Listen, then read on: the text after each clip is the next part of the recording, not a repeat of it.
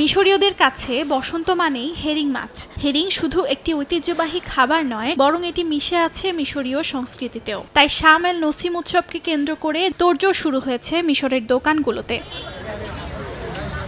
Herring মাছটি কিনতে দোকানের সামনে ভিড় করেন অনেকে। পোর্ট সাইদের জনপ্রিয় সিফুড ব্যবসায়ীরা জানান, এর আগে এটি শুধু মৌসুমী খাবার হিসেবে পরিচিত থাকলেও বর্তমানে বছরের যে কোনো সময়ে হেরিং খেয়ে থাকেন নাগরিকরা।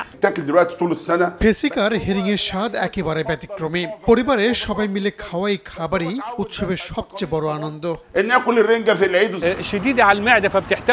প্রাচীন মিশরীয়রা উপকূল থেকে লবণ মাখা মাছ কুড়িয়ে এনে খেত, মাটির পাত্রে রেখে তা সংরক্ষণ করত। সেই থেকেই শুরু। এখন শাম এল নসিমে এই খাবার ছাড়া যেন উৎসবই অসম্পূর্ণ।